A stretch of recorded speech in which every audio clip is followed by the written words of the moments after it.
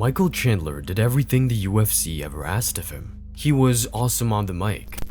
Conor McGregor, get your candy ass back to the octagon! He took the big fights. Chandler is a monster that burst out of a closet onto a world stage. Then the UFC offered him a fight with Conor McGregor, the biggest payday of his life. So Chandler bet everything on it. He spent years waiting for that opportunity to arrive. But while he was waiting, the rest of the sport moved on without him. And by the time the McGregor fight finally died, Chandler's title hopes, momentum, and prime years had gone with it. So how did the UFC take one of its most valuable fighters and leave him with almost nothing to show for it? Before any of this, Michael Chandler was one of the best signings the UFC had made in years. This wasn't some prospect they were taking a chance on. He came over from Bellator as a 3-time lightweight champion. Chandler was a proven, decorated fighter who'd already beaten the best Bellator had to offer. If I would have died 60 years from now and got to the pearly gates and I would have stayed in Bellator and would have done my thing there, God would say, hey, this is what would have happened. Look at all of this. This is all what would have happened if you would have had the courage to step out and make a faithful decision and bet on yourself again, just like you did when you were 18 years old and everybody told you not to bet on yourself and go to University of Missouri, and it turned out that you became an All-American and had all these accolades, and it turned you into the man that you are today. And his start in the UFC was about as good as it gets. In his very first fight, he walked through Dan Hooker and knocked him out in the first round. I don't remember a better UFC debut outside of Anderson Silva. Didn't Anderson Silva beat Chris Lieben in his first UFC fight? Right? It don't get much better than that. Yeah. Right? So, like, you got to go all the way back to around Anderson Silva to think about a UFC debut where you immediately start to think, wow, title contention. And what did Anderson do in his next fight? Became the UFC middleweight champion. Right? He beat Rich Franklin after he beat Chris Lieben. 2 fights in, the dude's at the belt.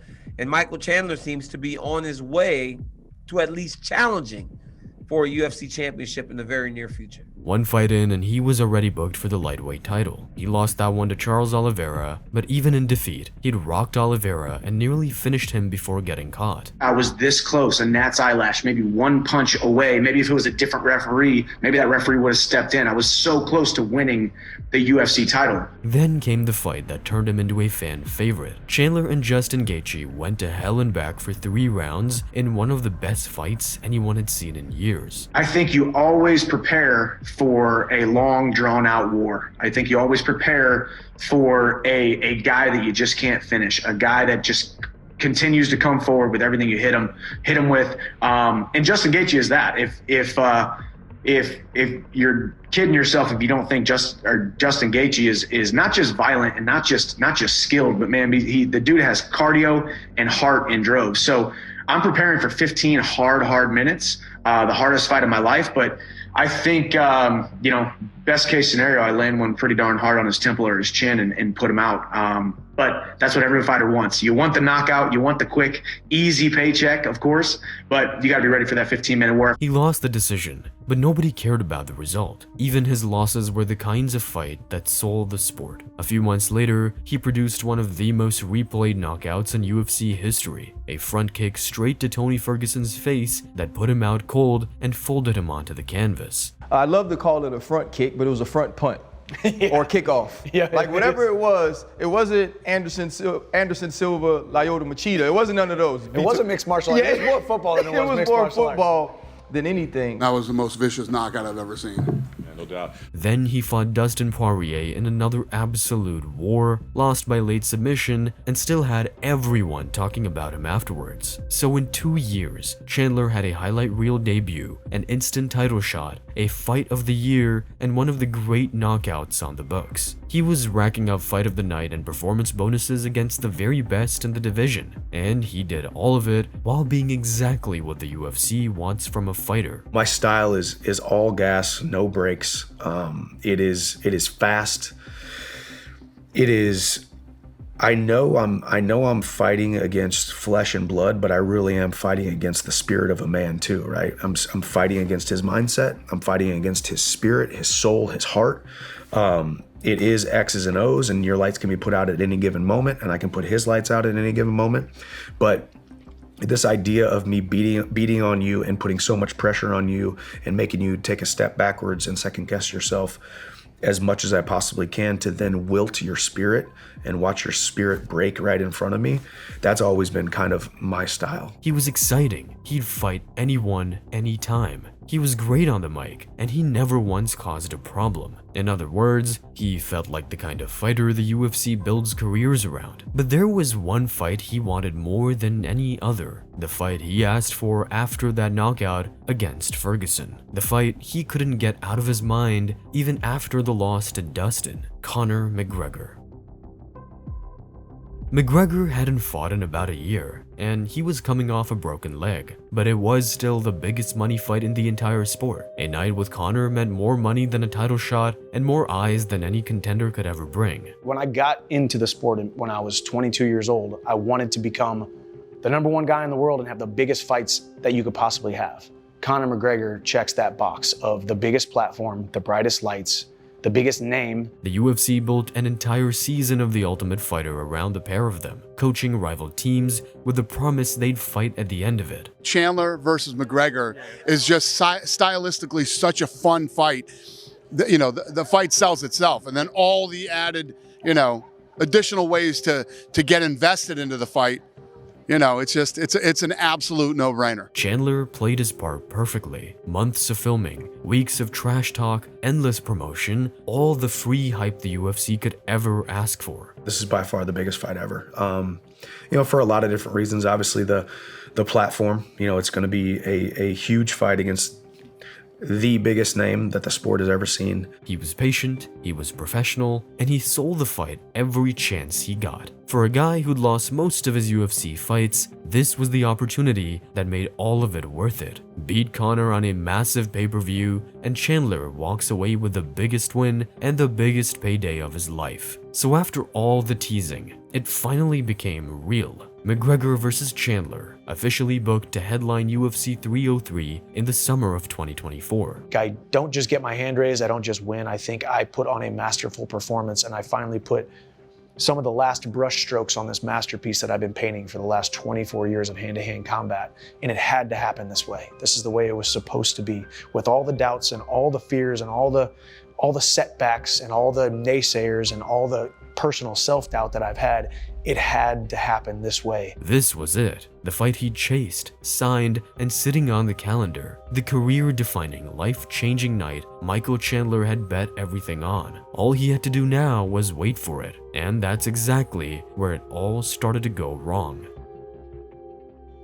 Just weeks before the fight, it was gone. Conor pulled out with a broken toe. To have a contract signed against me to then pull out with a broken pinky toe, the broken pinky toe becomes the last thing that you did inside of your legacy. So I don't think Conor wants that. In his entire UFC career, McGregor had never once pulled out of a fight he'd signed for. The one time he did, it was the fight Michael Chandler had given up 2 years of his life for. Chandler had already done everything right. He'd finished the camp and was deep into fight prep when, about 2 weeks out, it vanished. And just like that, the biggest night of his career vanished. The guy's been waiting for 3 years for this fight.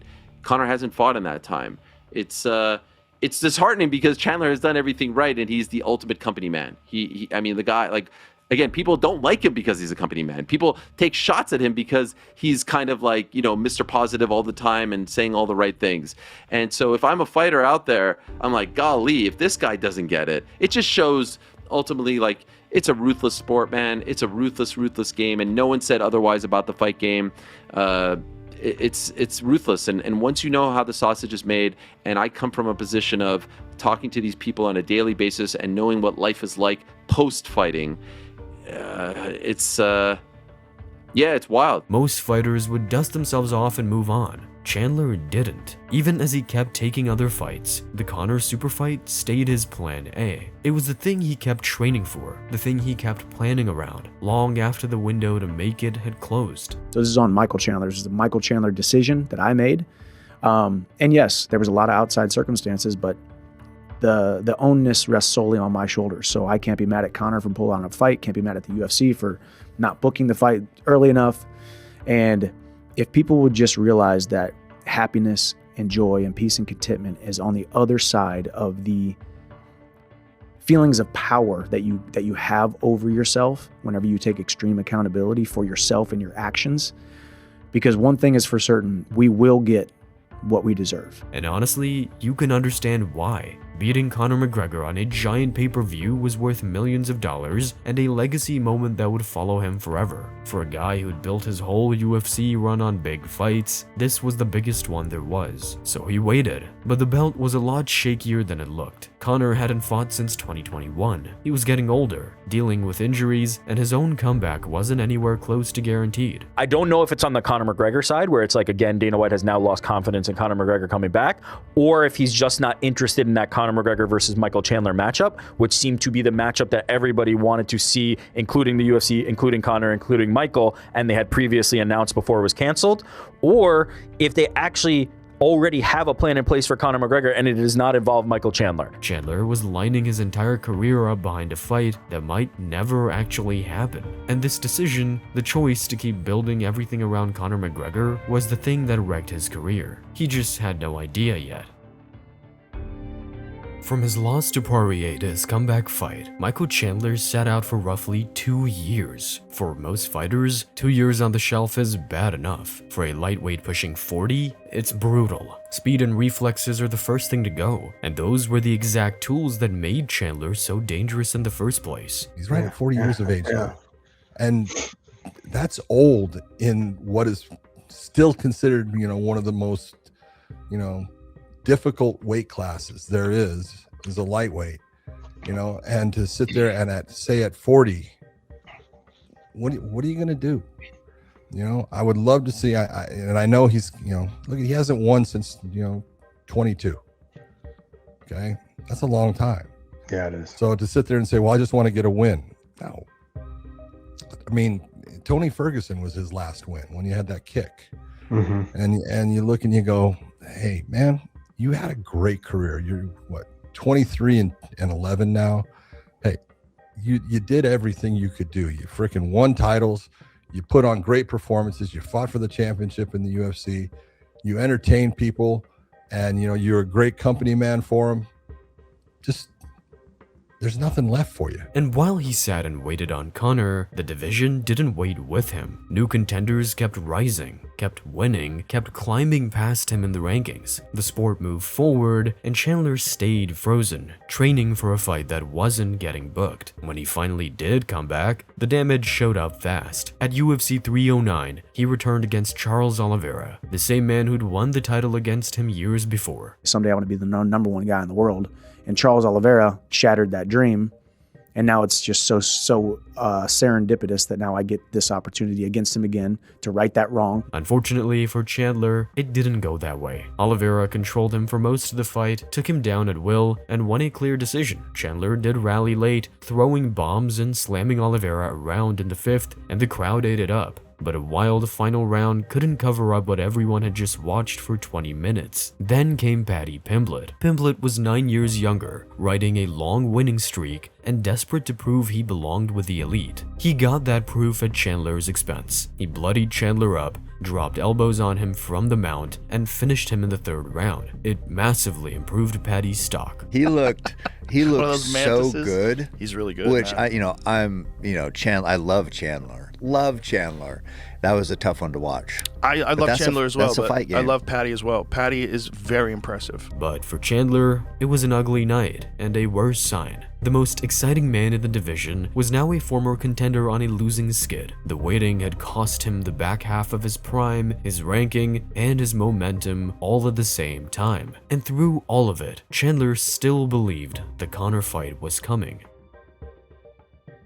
For years, Michael Chandler did everything a fighter is supposed to do to earn a big fight. He stayed ready, fight after fight, telling anyone who'd listen that he and Conor were still on a collision course. And then the UFC built the perfect stage for it. They put together the biggest event in company history, a card on the lawn of the White House. If Conor versus Chandler was ever going to happen, this was the place for it. Chandler clearly thought so too. He talked about how badly he wanted to walk out there in the red, white, and blue, and said the conversations were moving in the right direction. I've still got the confident expectancy that I'm fighting Conor McGregor on the White House lawn.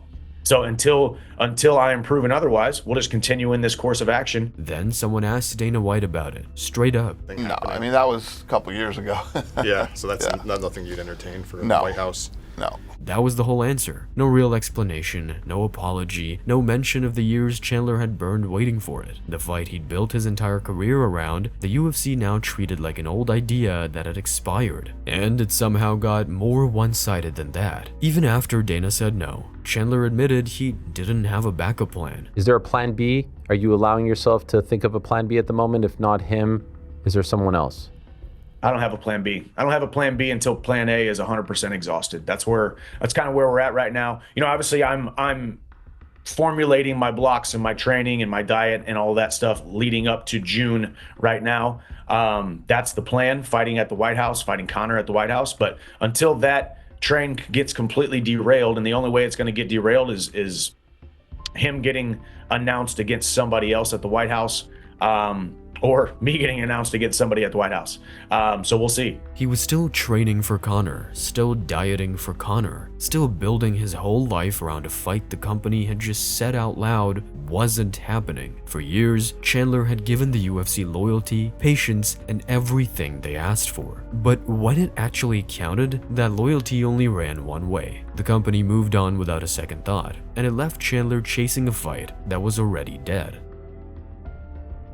And then came the night everything had been building toward. The UFC put on a card unlike anything the sport had ever seen, right on the south lawn of the White House. This is going to be like, you know, Conor on the scale fighting Aldo from the back there, or fighting Diaz, and it's going to be that times 10. It's going to be the that times reflecting pool in the Washington Monument. It's going to be sick, yeah. This was the exact event Michael Chandler had been desperate to be on. The biggest, most historic card the UFC had ever put together. The one he'd wanted the Conor fight to headline. He got his place on it. He just didn't get Conor. Instead, the UFC matched him with Mauricio Rufy. Rufy was younger, taller, longer, and one of the most dangerous young strikers in the whole division. A Contender Series graduate who'd climbed fast to the top 10. And in front of the entire world, he struggled to survive. Rufy took him apart from the opening bell. He buzzed Chandler with a spinning kick, dropped him with an uppercut, and poured on punches until the referee had to step in and save him. It was over inside the first round. He looked a shell of himself tonight. Yeah. He did not look good. No. Nothing about it looked good. Chandler walked out onto the grandest stage the sport has ever built and got stopped in under 5 minutes. That made it 4 losses in a row at 40 years old, and Conor McGregor wasn't even there to watch it. Chandler entertained the fans and sold the UFC's fights better than pretty much anyone. He waited around for years and stayed loyal right to the end, and the reward for all of it was getting wrecked by a prospect on the exact stage the super fight was supposed to be on. If anyone deserves this, it's this guy who is the ultimate company man, who has done everything that they've asked of him and then some, and has continued to promote this fight on Raw, on other places. He never, even as recently as yesterday, he never turns it on them. He never criticizes them. He never says that like they screwed me. And now this? Now, you could argue Chandler did this to himself. Nobody forced him to bet his career on Conor McGregor, and that's a fair point. But the UFC dangled that fight in front of him for years. They built a whole TV season around it, let him wait, then pulled it away and fed him to the next big thing. Michael Chandler gave the UFC everything they ever asked for, and in the end, they wasted him. But Michael Chandler is far from the only fighter who's paid that price. Time and time again, the UFC leans on its toughest, most exciting fighters. The ones who'll always show up and always bleed for the show. To see what being too tough for the UFC really costs a fighter, check out this video next. Thanks for watching.